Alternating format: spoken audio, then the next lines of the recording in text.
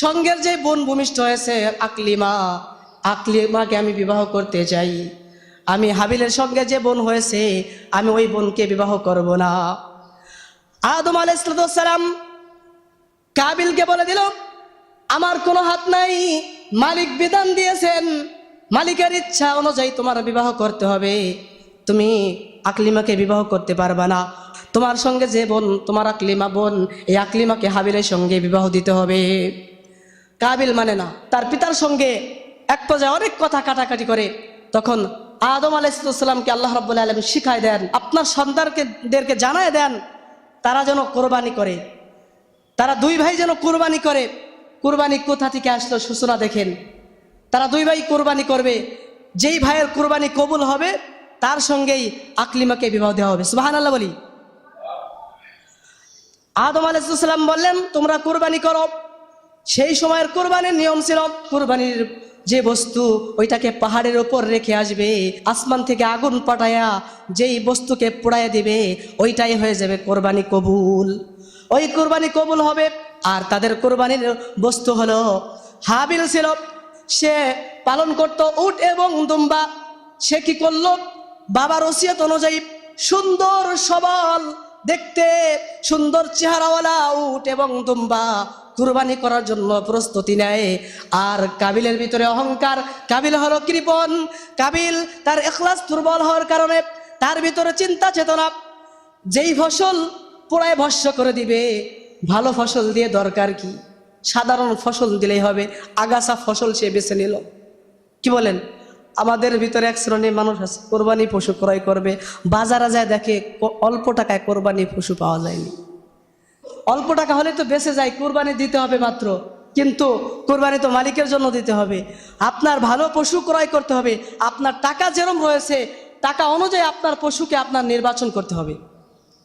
আজকে যদি আল্লাহ রাব্বুল আলামিন এই বিধান, এই সিস্টেম, এই নিয়ম যদি আজ আমাদের সমাজে রাখতো যে তোমরা কোরবানি করবা, তোমাদের কোরবানি কবুল হওয়ার জন্য আসমান থেকে আগুন আসবে, আগুনে পোড়ায় দিবে, তাহলে আমাদের সমাজের মানুষেরা বিপদে পড়ে যাইতো। কোরবানি দেওয়ার মানুষই পাওয়া যাইতো না খোঁজে। কি কয় কোরবানি দিব, কোরবানি দিলামই গরুর গোশত খাওয়ার জন্য, সেই গোশ যদি খাবার না পারে যদি পোড়ায় দেয় তার দিয়ে দরকার কি? আমাদের বর্তমান মানুষের যা চরিত্র, আমাদের আখলাক যে অবস্থা, এমন যদি সিস্টেম হতো কুরবানি পশু পোড়ায় দিবে, গোস্ত খাইতে পারবো না, তাহলে এত কুরবানি দাতা খুঁজে পাওয়া যাইতো না। আল্লাহর জন্য যে কোরবানি দিতে হবে, সুন্দর পশু, সুন্দর নিয়ম, হালাল টাকা দিয়ে যে কোরবানি দিতে হবে, আজকের আমাদের সেই বুঝ আমাদের ভিতরে নাই। ইন্নাল হামদুলিল্লাহ আলহামদুলিল্লাহ নাহমাদুহু ওয়া নাস্তাঈনুহু ওয়া নাস্তাগফিরুহ ওয়া নাউযু বিল্লাহি মিন শুরুরি আনফুসিনা ওয়া মিন সাইয়্যাতি আ'মালিনা মান ইয়াহদিল্লাহু ফালা মুদিল্লা লাহু ومن يضلل فلا هادي له ونشهد أن لا إله إلا الله وحده لا شريك له ونشهد أن سيدنا وسندنا وحبيبنا وحبيب قلوبنا ومولانا محمد صلى الله عليه وسلم أرسله بالحق بشيرا ونذيرا وداعيا إلى الله بإذنه وسراجا وقمرا منيرا أما بعد فأعوذ بالله من الشيطان الرجيم بسم الله الرحمن الرحيم واتل عليهم نبأ ابني آدم بالحق إذ قربا قربانا فتقبل من أحدهما ولم يتقبل من الآخر والفجر وليال عشر والشفع والوتر والليل إذا يسر صدق الله العظيم আলহামদুলিল্লাহ। পবিত্র জিলকদ মাস শেষের দিন, জুমার দিন, আল্লাহ রাব্বুল আলামিন আমাদেরকে আজকের এই জুমার দিনে দুনিয়াবি সমস্ত কাজ থেকে যাচাই বাছাই করে, ভালোবেসে, মহব্বত করে, যত্ন করে তার প্রিয় ঘর মসজিদে আমাদেরকে আসার, বসার, আলোচনা করা এবং শোনার জন্য যে আল্লাহ রাব্বুল আলামিন আমাদেরকে তৌফিক দিয়েছেন, সেই মহান আল্লাহর দরবারে শুকরিয়া আদায় করে বলি আলহামদুলিল্লাহ। জিলকদ মাসের আজ শেষ দিন, কি বলেন? ক্যালেন্ডার হিসাব অনুযায়ী আগামীকাল জিলহজ মাসের 1 তারিখ। জিলহজ মাসের আমল আছে না নাই? আল্লাহ রাব্বুল আলামিন জিলহজ মাসে যে 10 দিন রাখছেন, প্রথম 10 দিন 365টা দিন আর রাত, এই দিন আর রাত্রের ভিতরে সর্বশ্রেষ্ঠ দিন আর রাত হলো জিলহজ মাসের প্রথম 10 দিন। সুবহানাল্লাহ। নবীজি বলেন এই 10 দিন এত দামি, ফজিলতপূর্ণ রাত এবং দিন, অন্য দিন এত দামি না, আল্লাহর কাছে এত গ্রহণযোগ্য না। আল্লাহ রাব্বুল আলামিন কোরআনুল কারীমে 30 নম্বর পারা সূরা ফাজরিতে কসম খায়, শপথ খায় বলতেছেন, ওয়াল ফাজর ওয়ালায়ালিন আশর ওয়াশ-শাফঈ ওয়াল ওয়াতর। এই আয়াতের ভিতরে আল্লাহ রাব্বুল আলামিন শপথ খায় বলতেছেন ওয়াল ফাজর, ফজরের কসম, ওয়ালায়ালিন আশর, জিলহজ মাসের যে ওই 10 দিন থেকে ইঙ্গিত করে বলতেছেন এই 10টা দিন আমার কাছে ফজিলতপূর্ণ দিন এবং রাত। সুবহানাল্লাহ। আগামীকাল থেকে শুরু 1 তারিখ, এই 10 দিনে মুসলমানদের জন্য ইবাদতের জন্য একটা প্রতিযোগিতা এবং চাহিদা থাকতে হবে। নবীজি সাল্লাল্লাহু আলাইহি সাল্লাম বলেন, তুমি অন্য অন্য দিনে যে গুনাহ করেছো, অন্তত জিলহজ মাসের যে 10 দিন খবরদার কোনো গুনাহ করিও না। গুনাহ তো এমনি করা যাবে না, কিন্তু বিশেষভাবে জিলহজ মাসের এই 10 দিন 1 তারিখ থেকে শুরু করে 10 তারিখ পর্যন্ত কোনো গুনাহ করা যাবে না। সমস্ত গুনাহ থেকে মাসুম থাকতে হবে।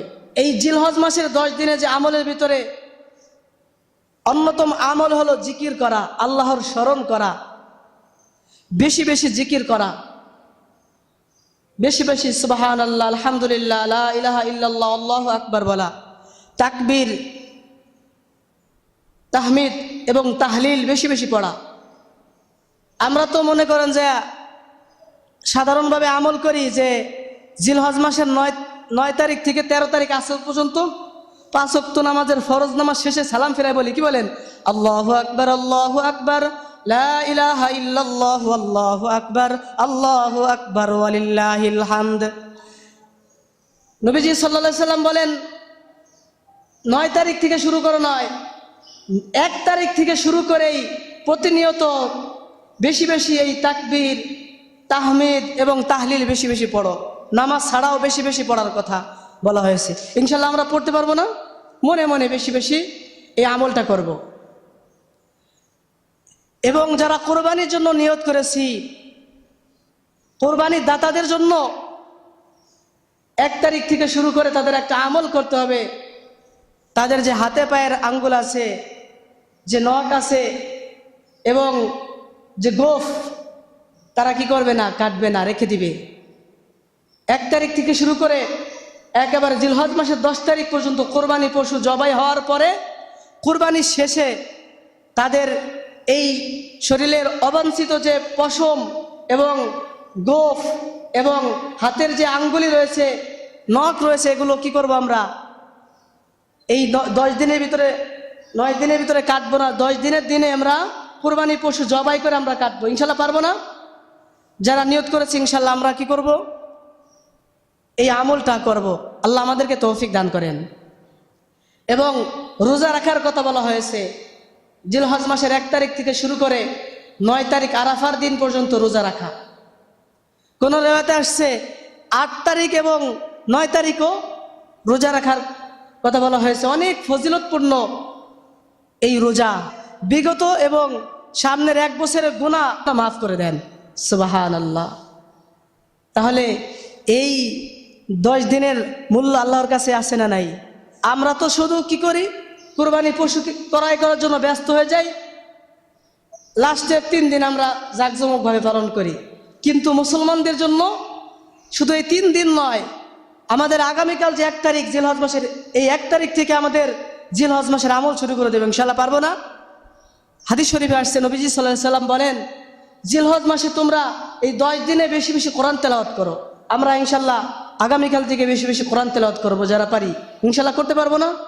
অন্তত যারা কোরআন শরীফ পড়তে পারি না, আমরা যে সূরা ফাতিহা, সূরা ইখলাস এবং অন্যান্য যে সূরাগুলো পারি, এই সূরাগুলো ইনশাআল্লাহ আমরা তেলাওয়াত করব। এই কুরবানি মালিকের পরীক্ষা। কুরবানি কিভাবে আসলো? আমরা জানি আমাদের জাতি পিতা ইব্রাহিম আলাইহিস সালাম, তার ছেলে ইসমাইল এবং ইব্রাহিম আলাইহিস সালামের দুজনের মাধ্যমে কুরবানি আমরা পাইছি, কি বলেন? কিন্তু এই কুরবানির সূচনা কোথা থেকে আসলো? প্রতি বছর আলোচনা হয়ে থাকে। কুরবানির সূচনা হলো আমাদের আদি পিতা আদম আলাইহিস সালাম থেকে। আদম আলাইহিস সালাম যখন দুনিয়ায় আল্লাহ রাব্বুল আলামিন তাকে পাঠাইলেন, অনেক কান্নাকাটি করতেছিলেন, রোনাজারি করতেছিলেন। এক পর্যায়ে আল্লাহ রাব্বুল আলামিনের কাছে যখন আখিরে নবী মুহাম্মদুর রাসূলুল্লাহ সাল্লাল্লাহু আলাইহি সাল্লামের দোহাই দিয়ে যখন আল্লাহর কাছে ক্ষমা চাইলেন, আল্লাহ রাব্বুল আলামিন তাকে ক্ষমা করে দিলেন। সুবহানাল্লাহ। আদম এবং হাওয়া তারা দুজনে একত্রিত হলেন, মিলিত হলেন, তারা সংসার শুরু করে দিল। এক পর্যায়ে তাদের মাধ্যমে আল্লাহ রাব্বুল আলামিন সন্তান দিতে লাগলেন, জোড়া সন্তান। রিওয়ায়াতে আসছে আদম আলাইহিস সালাম তার মাধ্যমে সর্বপ্রথম কর্মন্বয়ে 20 জোড়া সন্তান আল্লাহ রাব্বুল আলামিন দান করেন। সুবহানাল্লাহ বলি। এই সন্তানদের ভিতরে, জোড়া সন্তানদের ভিতরে একটা কন্যা, একটা পুত্র। একজন কন্যা সন্তান এবং একজন পুত্র সন্তান। এভাবে 20 জোড়া সন্তান যখন হয়, এদের ভিতরে সর্বপ্রথম যে জোড়া হয়েছিল, এই জোড়াটা ছিল কাবিল এবং তার বোন আকলিমা। 20 জোড়া সন্তানের ভিতরে 40 জন হয়, কি বলেন? 20 জন পুরুষ আর 20 জন নারী। তো সর্বপ্রথম জোড়া হলো কাবিল এবং আকলিমা। কাবিল দেখতে অনেক সুন্দর চেহারাওয়ালা ছিল, তার আকৃতি অনেক ভালো ছিল, কারণ সর্বপ্রথম পৃথিবীতে যে সন্তান আল্লাহ রাব্বুল আলামিন পাঠাইলেন, তাদের চেহারাটা অনেক সুন্দর হতে হবে। এবং তার বোন যে আকলিমা, এই আকলিমার চেহারা অনেক সুন্দর ছিল, সুদর্শন চেহারা ছিল। তো সেই সময়ের শরিয়া ছিল, আল্লাহ রাব্বুল আলামিন বিধান দিয়েছিলেন যে বিবাহের যে একটা সিস্টেমটা ছিল যে আগের বছরে যে জোড়া সন্তান এবং পরের বছরে যে জোড়া সন্তান, আগের বছরের পুত্র সন্তান আর পরের বছরের কন্যা সন্তান, এই দুইজনের ভিতরে বিবাহ জায়েজ ছিল। এটা আল্লাহ রাব্বুল আলামিন এই জগতে পৃথিবীতে মানুষ সৃষ্টি করবেন, মানুষকে বাড়াবেন, তার আদমের সন্তানদেরকে বৃদ্ধি করবেন বিদায় এই সিস্টেম আল্লাহ চালু করলেন যে আপনার আগের বছরে পুত্র সন্তান এবং পরের বছরের জোড়ার কন্যা সন্তান বিবাহ হবে। আগের বছরের কন্যা সন্তান, পরের বছরের পুত্র সন্তান, তাদের বিবাহ হবে। কিন্তু একই জোড়ার একসঙ্গে যারা দুনিয়ায় আসছে, তাদের সঙ্গে বিবাহ হারাম।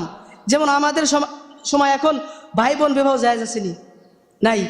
আপন মায়ের পেটের ভাই এবং বোন যখন ভূমিষ্ঠ হবে, তাদের বিবাহ হারাম। আল্লাহ রাব্বুল আলামিন সেই সময় তাই করে দিয়েছিলেন, একসঙ্গে যারা ভূমিষ্ঠ হবে তাদের ভিতরে বিবাহ বন্ধন হারাম ছিল। কিন্তু ঘটনা ঘটে গেল, কাবিল তার সঙ্গে যে বোনটা হয়েছিল, বোন আকলিমা অনেক সুন্দর চেহারা, তারপরের জোড়া সন্তান ছিল হাবিল এবং তার আরেকটা বোন ছিল। এই হাবিল এবং তার বোন, তাদের চেহারা একটু হিসাব অনুযায়ী একটু নিয়ম, তো নিয়ম অনুযায়ী তাদের যখন বিবাহের উপযুক্ত হলো, আদম আলাইহিস সালাম তিনার কাছে কাবিল প্রস্তাব দেয়, ওহে আমার আব্বাজান, আমি আমার সঙ্গের যে বোন ভূমিষ্ঠ হয়েছে আকলিমাকে আমি বিবাহ করতে চাই। আমি হাবিলের সঙ্গে যে বোন হয়েছে আমি ওই বোনকে বিবাহ করব না। আদম আলাইহিস সালাম কাবিলকে বলে দিল, আমার কোনো হাত নাই, মালিক বিধান দিয়েছেন, মালিকের ইচ্ছা অনুযায়ী তোমার বিবাহ করতে হবে, তুমি আকলিমাকে বিবাহ করতে পারবা না। হাবিলের সঙ্গে তোমার যেই বোন হয়েছে ওই বোন তোমার বিবাহ করবে, তোমার সঙ্গে যে বোন তোমার আকলিমা বোন, এই আকলিমাকে হাবিলের সঙ্গে বিবাহ দিতে হবে। কাবিল মানে না, সে না করে তার পিতার সঙ্গে এক পর্যায়ে অনেক কথা কাটাকাটি করে। তখন আদম আলাইহিস সালামকে আল্লাহ রাব্বুল আলামিন শিখায় দেন, হে আদম, আপনার সন্তানদেরকে জানায় দেন তারা যেন কোরবানি করে, তারা দুই ভাই যেন কোরবানি করে। কোরবানি কোথা থেকে আসলো সূচনা দেখেন, তারা দুই ভাই কোরবানি করবে, যেই ভাইয়ের কোরবানি কবুল হবে তার সঙ্গেই আকলিমাকে বিবাহ দেওয়া হবে। সুবহানাল্লাহ বলি, আর জোরে বলি সুবহানাল্লাহ। আল্লাহ রাব্বুল আলামিন শিখাই দিলেন আদম আলাইহিস সালামকে। কাবিলের ভিতরে তখন অহংকার সৃষ্টি হলো, তার ভিতরে যুক্তি সে খাড়া করলো, আমার বোনের অনেক সুন্দর চেহারা, আমি হাবিলের সঙ্গে যে বোন হয়েছে ওই বোনকে বিবাহ করতে পারবো না, আমি আকলিমাকে বিবাহ করব। আদম আলাইহিস সালাম বললেন, তোমরা কুরবানি করো। সেই সময়ের কুরবানির নিয়ম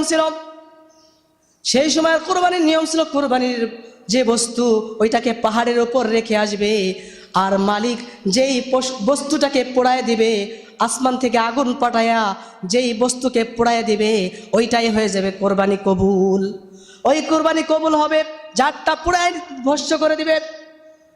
ওদিকে আদম আলাইহিস সালাম হজের মৌসুম চলে আসলো, হজ করার জন্য বাইতুল্লাহ চলে আসবে, সন্তানদেরকে কোরবানি করার জন্য বলে চলে আসে। আর তাদের কোরবানির বস্তু হলো, হাবিল ছিল উট এবং দুম্বা, সে কি করত, চড়াইতো, সে পালন করত উট এবং দুম্বা। সে কি করলো, বাবার ওসিয়ত অনুযায়ী সুন্দর সবল দেখতে সুন্দর চেহারাওয়ালা উট এবং দুম্বা কুরবানি করার জন্য প্রস্তুতি নেয়। আর কাবিলের ভিতরে অহংকার, কাবিল হলো কৃপণ, কাবিল তার ইখলাস দুর্বল হওয়ার কারণে তার ভিতরে চিন্তা চেতনা, যেই ফসল পোড়ায় ভস্য করে দিবে, ভালো ফসল দিয়ে দরকার কি, সাধারণ ফসল দিলেই হবে, আগাছা ফসল সে বেছে নিল।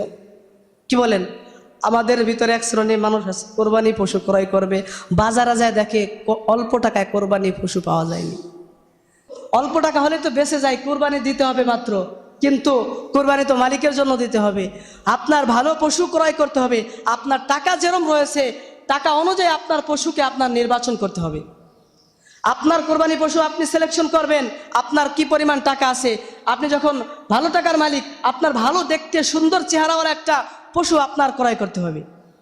আল্লাহ দেখেন অন্তর, হাবিল কি করলো, সুন্দর পশু দুম্বা এবং উট সে বেছে নিল কোরবানি করার জন্য। আর কাবিল সে জীর্ণ শীর্ণ ফসল, যেই ফসল তো পোড়ায় ভস্য করে দিবে, ভালো ফসল দিয়ে প্রয়োজন কি।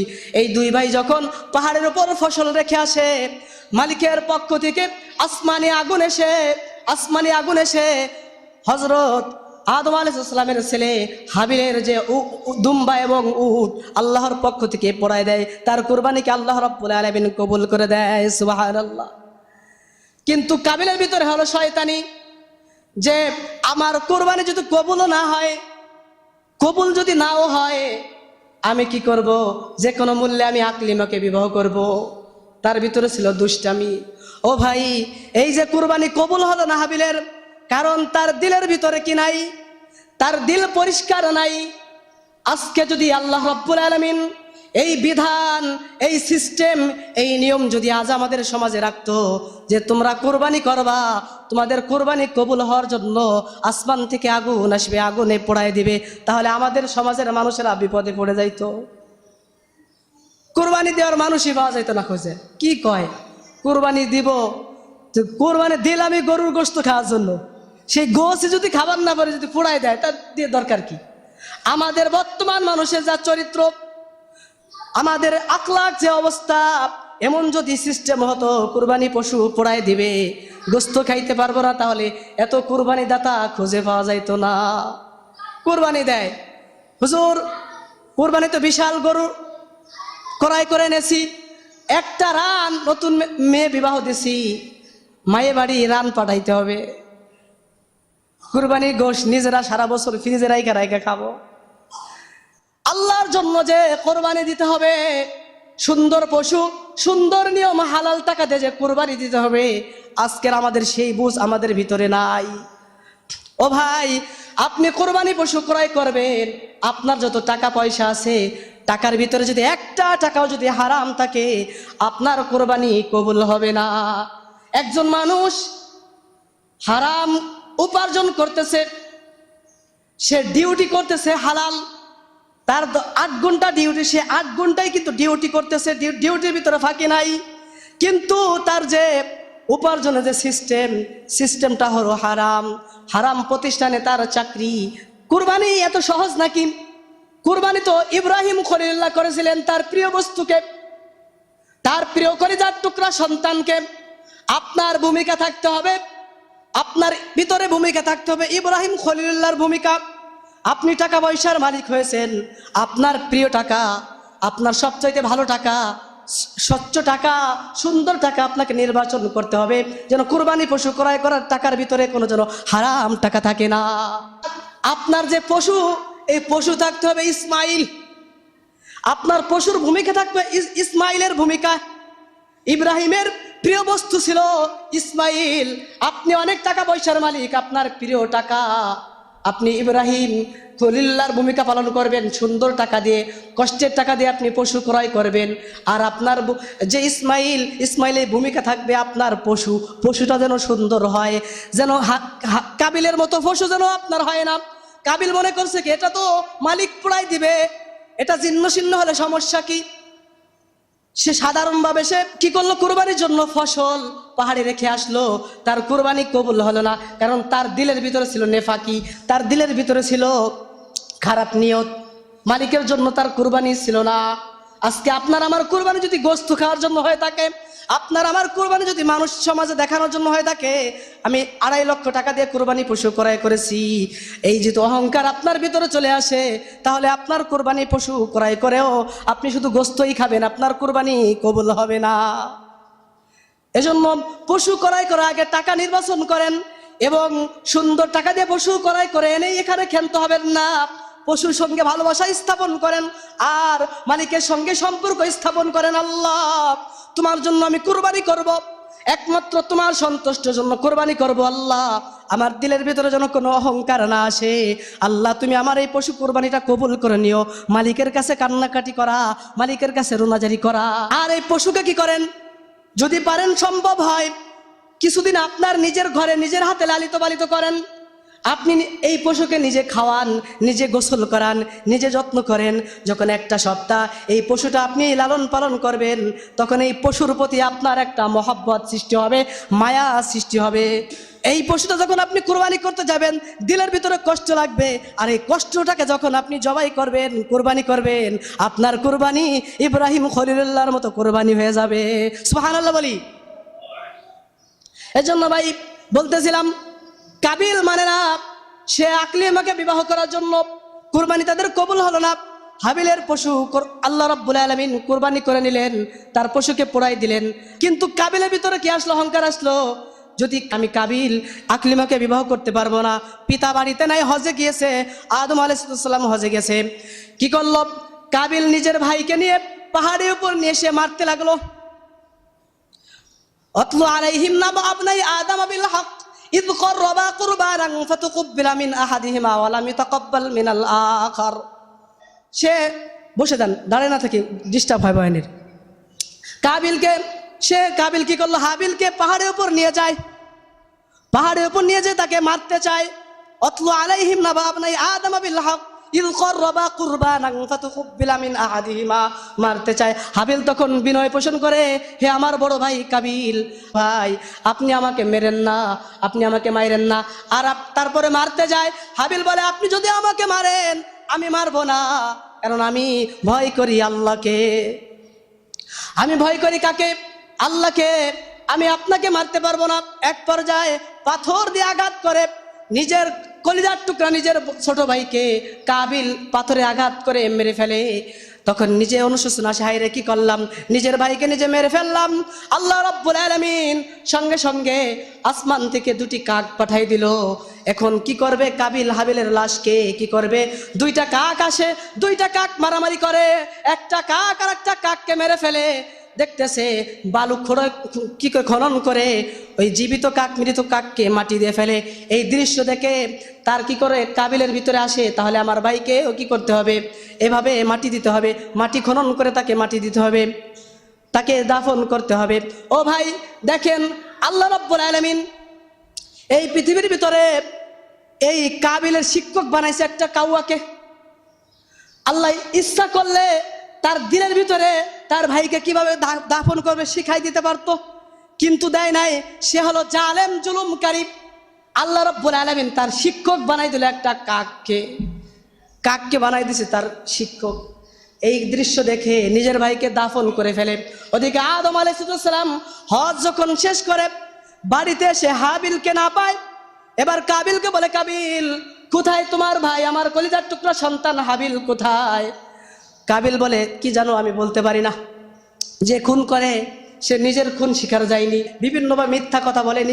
আমার সন্তান এই কাবিল নিশ্চয় তার ভাইকে খুন করেছে। আল্লাহ রাব্বুল আলামিন আদম আলাইহিস সালামকে জানাই দেয় এবং তার ভিতরে এলেম দিয়ে দেন, তার ভিতরে জ্ঞান দিয়ে দেন। কাবিলের চেহারা ছিল অনেক সুন্দর, কিন্তু তার ভাই হাবিলকে খুন করার পরে তার চেহারাটা বড় খারাপ হয়ে যায়, কালো হয়ে যায়, সুন্দর চেহারাটা কালো হয়ে যায়। তখন আদম আলাইহিস সালাম বুঝে, হে কাবিল, তুই আমার সন্তান হাবিলকে শেষ করে দিয়েছিস, তুই তাকে কি করেছিস, মেরে ফেলেছিস। আল্লাহ তোর বিচার করবে, আল্লাহ তোর বিচার করবে। সে তো কি পারলো না, আকলিমাকে বিবাহ করতে পারলো না, নিজের ভাইকে শেষ করে দিল। আর আল্লাহ রাব্বুল আলামিনের আযাব তখন কাবিলের উপর আল্লাহ রাব্বুল আলামিন পতিত করে দিলেন। কাবিল পাগল হয়ে গেল, তার চুল এলোমেলো হয়ে গেল, তার মাথা এলোমেলো হয়ে গেল। এক পর্যায়ে তার সারা শরীর অসুস্থ হয়ে যায়। দুনিয়ার জমিন থেকে সে বেইজ্জতের সঙ্গে দুনিয়ার থেকে সে শেষ হয়ে যায়। ও ভাই, আজও এই নারী নিয়ে ফেতনা আমাদের সমাজে আছে না নাই? এই নারী নিয়ে ফেতনা আজও আমাদের সমাজে আছে। ভালো ভালো পুরুষগুলো নষ্ট হয়ে যাচ্ছে এই নারীদের কারণে।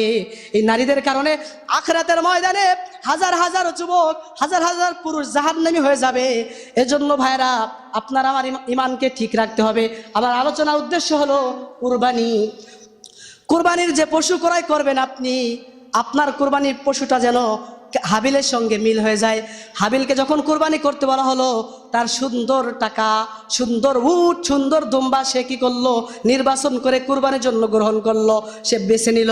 আর কাবিল কি করলো, জীর্ণ শীর্ণ বস্তু সে কি করলো, কুরবানি দিবে। এবার আপনি আপনার টাকা থেকে, আপনি আপনার সম্পদ থেকে আপনি কি কৃপণতা করবেন, নাকি সর্বোচ্চ ভালো টাকা দিয়ে, সুন্দর টাকা দিয়ে আপনি কুরবানি ক্রয় করবেন, পশু ক্রয় করবেন? এটা আপনার ভিতরে এই হিসাব আনতে হবে, এই ফিকির করতে হবে। আপনার কুরবানি যেন মালিক কবুল করে এমন ফিকির আপনাকে আমাকে আনতে হবে। ইনশাআল্লাহ আমরা সবাই পারবো না ভাই? তো বলতেছিলাম, আজকে জিলকদ মাসের শেষ দিন, আগামীকাল থেকে জিলহজ মাসের প্রথম দিন 1 তারিখ। তো জিলহজ মাসের 10 দিন আলোচনা শুরুতে বলছে, অনেকে শুনেন নাই, 10 দিনে যে আমল আছে ইনশাল্লাহ সবাই আমরা আমল করব। গুরুত্বপূর্ণ আমল হলো বেশি বেশি জিকির করা। ইনশাল্লাহ আমরা আগামীকাল থেকে বেশি বেশি জিকির করব, বেশি বেশি নেক আমল করব এবং কোরআন তেলাওয়াত করা, বেশি বেশি কোরআন তেলাওয়াত করা। এবং যারা কুরবানি পশু ক্রয় করার জন্য নিয়ত করেছি কুরবানি দিব, আমরা সবাই কি করি, আগামীকাল থেকে শুরু করে একেবারে 10 তারিখ পর্যন্ত হাতের আঙ্গুলি যে নখ আছে, চাড়ি আছে, এগুলো কাটবো না, আমরা গোপ কাটবো না। এবং মাথার যে চুল প্রতি বছর বলে থাকি, এবছরও বলতেছি ভাই এই আমলটা করেন। যখন আপনি এই আমলটা করবেন, হাতের আঙ্গুলি কাটবেন না, নখ কাটবেন না, এই দাড়ি হাত দিবেন না, গোফে হাত দিবেন না, আপনার শরীরে যে অবাঞ্ছিত যে পশম আছে এগুলোকে আপনি হাত দিবেন না।